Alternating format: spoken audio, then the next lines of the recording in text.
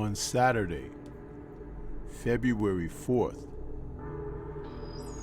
the boxing world was treated to an outstanding night of boxing once again, all delivered by the women of boxing, as we had a card once again from Madison Square Gardens Theater, where the main event saw Amanda Serrano take on Erica Cruz Hernandez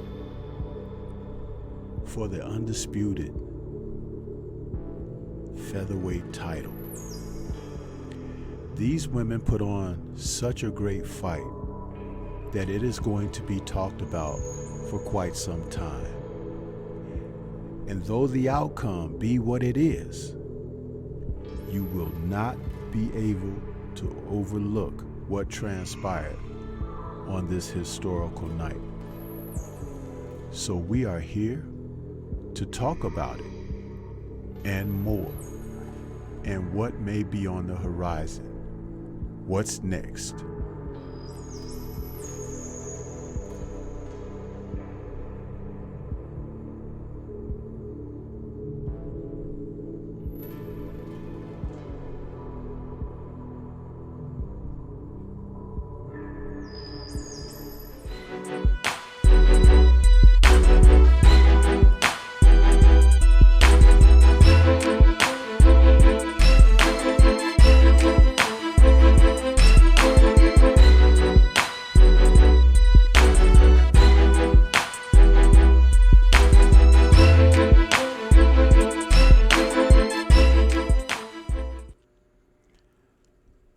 How does one define a bloodbath?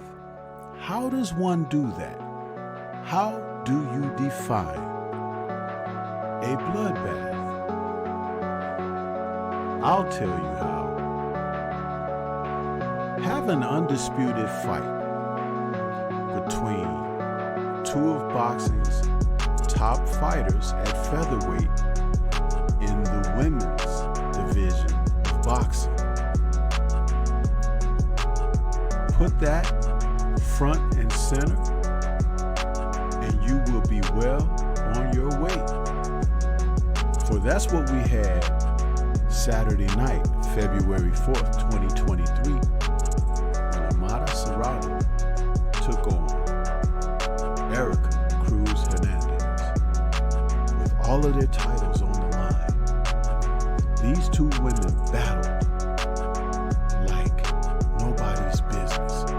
It is something that we can actually harken back to in the sport of boxing, when boxing was very good in the men's division, when the top fighters faced one another. Sometimes titles being on the line, and sometimes for the sake of pride, sometimes for the sake of being the best, welcoming the challenge. And that's what we were able to see when these two women came together. And they did not disappoint. There were blood and guts all over the ring in Madison Square Garden on this night. Amanda Serrano is known for her punching power. She's known for her ability to box, punch. Her nickname is well deserved, the real deal. But Miss Cruz on this night was not going to lay down, was not going to go quietly into this good night. Though she suffered a cut in the top of her head from an accidental clash of heads, it was far back along behind the hairline, where they really didn't stop the fight, nor did she want them to. She fought on. She fought bravely. she gave one of the most spirited efforts in recent memory.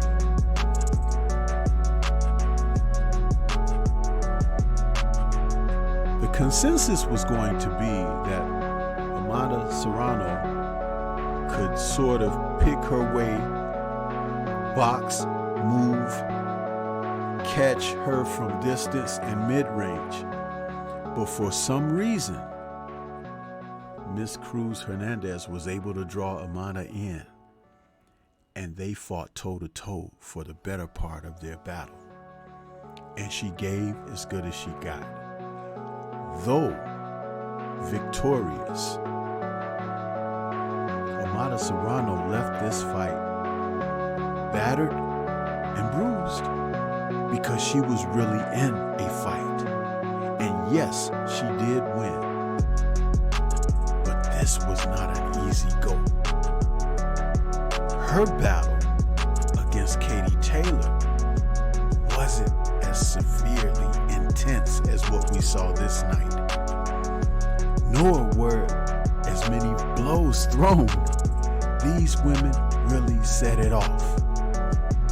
And you have to take your hat off to them, because when the challenge was laid down, they both responded in kind.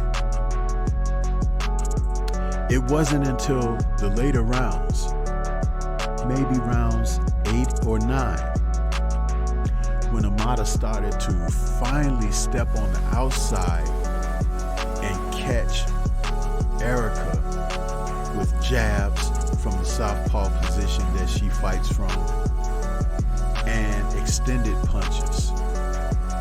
The low crouch bobbing style of Cruz offset almost everything that Serrano was trying to do earlier in the fight. And I had remarked to myself as I'm watching the battle, she could make this fight so much easier if she were to stay on the outside, give angles, and allow Cruz to run into her shots. But something happened that happens often in boxing matches. Someone was issued a challenge, and they couldn't deny the opportunity to step forward and accept that challenge. That was Serrano. And Cruz relished that opportunity, because it was at that point that she realized that's where her chance was. And she stuck in there. She hung tight. There were comments made earlier in the week when, at a press conference, Serrano was able to make some comments about Cruz.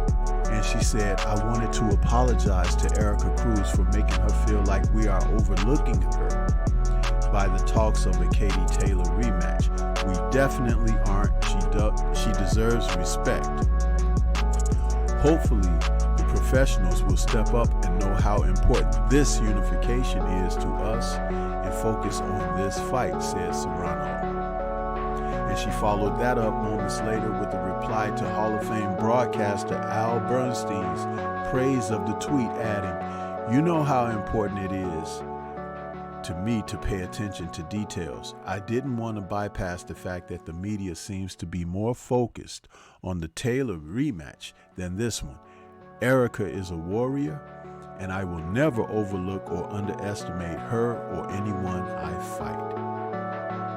That was a tremendous remark from Amanda Serrano, because she did take time out to acknowledge her opponent and fellow champion, because they both were champions going into this fight, and it was the type of opportunity for both of them to display something special, and that's exactly what happened. They gave such spirited efforts that, as I stated earlier, there was blood everywhere. But these women did not back down. They did not shy away from the the task at hand. It was definitely like two rams clashing, a commentator said. And the fact that the adjustments were few because they basically wanted to go at it. Sometimes that's what fighters do. They do. And this was no different from when you've seen it in the past throughout history. Serrano ended up with a unanimous decision by 97 to 93 and 98 to 92 twice. But as Boxing Scene's article stated, the scores were not as reflective of the bout's greatness, and in Cruz's mind, not reflective of the fight at all. She later said she felt she deserved a draw. And you know something? If it were not a draw, she deserves a rematch. Yeah, why not? Let's do it again. After the fight with Taylor, Serrano could revisit this, and rightfully so. This is the type of fight that really keeps the eyes on the sport for the most positive of reasons. And these women really brought it on this night. I'm just wondering if the real observers are going to acknowledge what they were able to see. Serrano seems to be the best at the division at this time. But I have to say something. Cruz may have something to say about that if she gets the opportunity to fight again. Both women took some severe punishment on this night, and they both need a deserved rest. But it has already been stated that Amanda Serrano is going to go into a May 20th rematch with Katie Taylor, who was there ringside to witness this evening's bout and to promote the opportunity for a rematch. It is supposed to be held in Katie's hometown of Dublin, Ireland. And May 20th will come before you know it. What will happen? Who knows? But all I can say is the women are really getting it done. There is so much positivity around looking at all of these champions and contenders facing off against one another, fight after fight, night after night, best against the best. No woman test. It is exactly what the sport needs, a shot in the arm, because the men definitely have dropped the ball. I want to see more of this in boxing. Not the brutal aspect of it, but the competitive nature. I want to see these fighters get the opportunity to make the money that they can make and be celebrated for the warriors that they truly are. And we are seeing true warriors at this particular time from the standpoint of the women of boxing. What do you think? I would like to see more of this. This is Stormy B-Man.